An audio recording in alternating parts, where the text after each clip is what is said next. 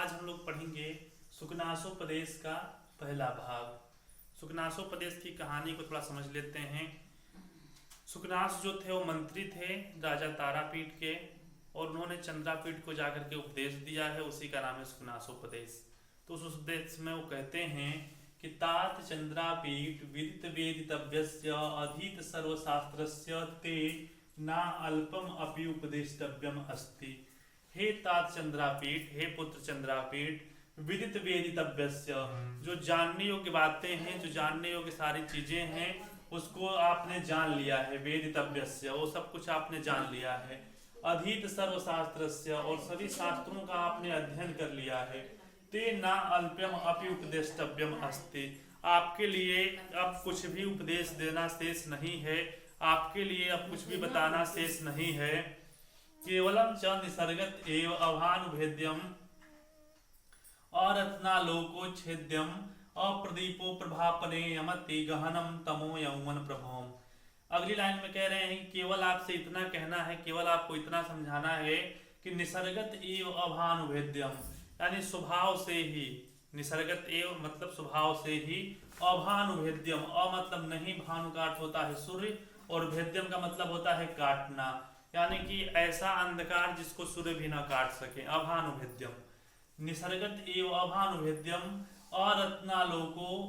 अरत्नालोको छेद्यम अप्रदीप प्रभापने यमति गहनम तमो यौवन प्रभोम। कह रहे हैं कि युवावस्था में उत्पन्न अंधकार इतना गहन होता है, युवकों में उत्पन्न अंधकार इतना गहन होता है, इस अंधकार को न तो सूर्य काट सकते हैं, न तो इनको रत्नालोको छेद्यम, यानी कि ये रत्नों के आलोक से, यानी मणियों के प्रकाश से न तो इसको दूर किया जा सकता है, और अप्रदीप प्रभापने, यानी कि न तो किसी दीपक के प्रकाश से इसको हटाया जा सकता है।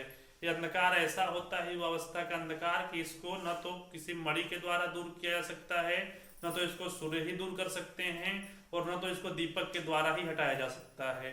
एक इतना विशाल अंधकार है, निस्वभाव से ही एव अभानुभेद्यम, बिना माने ऐसा अंधकार जिसको सूर्य भी नहीं काट सकते, और रत्नालोको छेद्यम, यानी जिसको रत्न यानी मणियां भी जिस अंधकार को दूर नहीं कर सकती। अप्रदीप प्रभापने यमति गहनम तमो यौवन प्रभोम, जिसको कोई दीपक का प्रकाश हटा नहीं सकता, इतना गहन ये युवावस्था का अंधकार होता है। आगे कह रहे हैं कि अपरिणामोपसमो दारुणो लक्ष्मी मदः। अपरिणामोपसमो यानी कि अपरिणामोपसमो, वृद्धावस्था में भी न समाप्त होने वाला, दारुणो लक्ष्मी मदः, जो लक्ष्मी का अहंकार होता है, जो धन का अहंकार होता है, जो धन का घमंड होता है, वो वृद्धावस्था में भी समाप्त होने वाला नहीं होता है।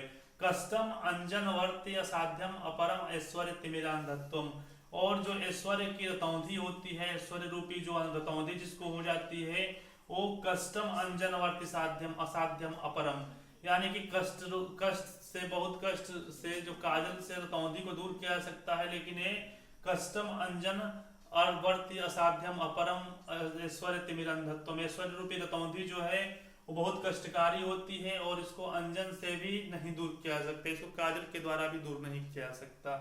तो इस 4 लाइन में हम देख रहे हैं कि सुकनास ने चंद्रापीठ को उपदेश दिया है, और इस उपदेश की अगर व्याख्या की जाए, अगर इसकी व्याकरणात्मक टिप्पणी देखें तो आप इसको ऐसे समझ सकते हैं। लिखा है तात चंद्रापीठ, संबोधन है, हे तात चंद्रापीठ, हे तात चंद्रापीठ, हे पुत्र चंद्रापीठ, विदित वेदितव्यस्य अधीत सर्वशास्त्रस्य तेना अल्प्यम अपि उपदेष्टव्यम अस्ति। विदित वेदितव्यस्य, जो जानने योग्य बातें हैं, जो जानने योग्य बातें हैं, उसको आपने विदित कर लिया है, जान लिया है, वो आप जान चुके हैं। अधीत सर्वशास्त्रस्य, अधीत सर्वशास्त्रस्य, अधीत यानी आपने पढ़ लिया है, अध्ययन कर लिया है, सर्वशास्त्रस्य यानी सभी शास्त्रों का आपने अध्ययन कर लिया है। अधीत सर्वशास्त्रस्य यानी जो जानने योग्य बातें हैं उसको आपने जान लिया है, और सभी शास्त्रों का आपने अध्ययन कर लिया, षष्ठी विभक्ति है। ते आपके लिए न अल्प्यम अपि उपदेष्टव्यम अस्ति, न मतलब नहीं, इसको अलग अलग करेंगे तो होगा न धन अल्पम, धन उपदेश, धन अपि, अपि इसमें मिला दिया गया है, यहाँ संधि हो गई है, ना अल्पम अपि, और फिर यहाँ पे उपदेष्टव्यम, उपदेष्टव्यम अस्ति। आपके लिए थोड़ा भी उपदेश देने योग्य कोई बात नहीं बची है। आपको अब उपदेश क्या दिया जाए, आपने सब कुछ जो भी आपको सीखना था आप सीख लिए हैं, जो भी आपको समझना था आप समझ लिए हैं, जो भी आपको पढ़ना था आप पढ़ लिए हैं, आपको उपदेश देना शेष नहीं है। केवलम च निसर्गत एव, केवल आपसे इतना कहना है, केवलम च निसर्गत एव, केवल इतना आपको बताना है कि जो युवावस्था का अंधकार होता है, जो युवावस्था में उत्पन्न अंधकार होता है, वो ऐसा होता है कि इसको न तो सूर्य दूर कर सकता है, न तो इसको मड़ियां दूर कर सकती हैं, और न तो इसको दीपक के प्रकाश से हटाया जा सकता है। युवावस्था ऐसी अवस्था है जिसमें अगर आप दूसरे रास्ते पर चले गए तो वहां से वापस आना संभव नहीं होता है। तो इसमें उत्पन्न अंधकार ऐसा है कि इसको न तो सूर्य दूर कर सकता है, न मड़ियां समाप्त कर सकती है, न दीपक हटा सकते हैं। और अपरिणाम समोदारुणो लक्ष्मी मदा, इसमें धन का अहंकार जिसको हो जाता है वो बुढ़ापे तक समाप्त नहीं होता। बुढ़ापा आ जाएगा लेकिन धन का अहंकार समाप्त नहीं होगा। कष्टम अंजनवर्ती असाध्यम परमेश्वर तिमिरंधत्वम, और बहुत कठिनाई से बहुत कष्टकारी होता है, जो ऐश्वर्य की रतौंधी जिसको हो जाती है उसको बहुत कष्ट देती है और दूर नहीं होती। अंजनवर्ती से भी, अंजन काजल लगाने से भी वो रतौंधी दूर नहीं होती है।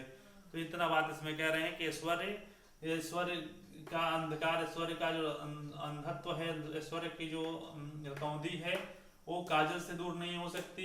लक्ष्मी मद है वो बुढ़ापे में भी समाप्त नहीं हो सकता, और जो यौवन का अंधकार है उसको सूर्य, मणियां और दीपक कुछ भी समाप्त नहीं कर सकते।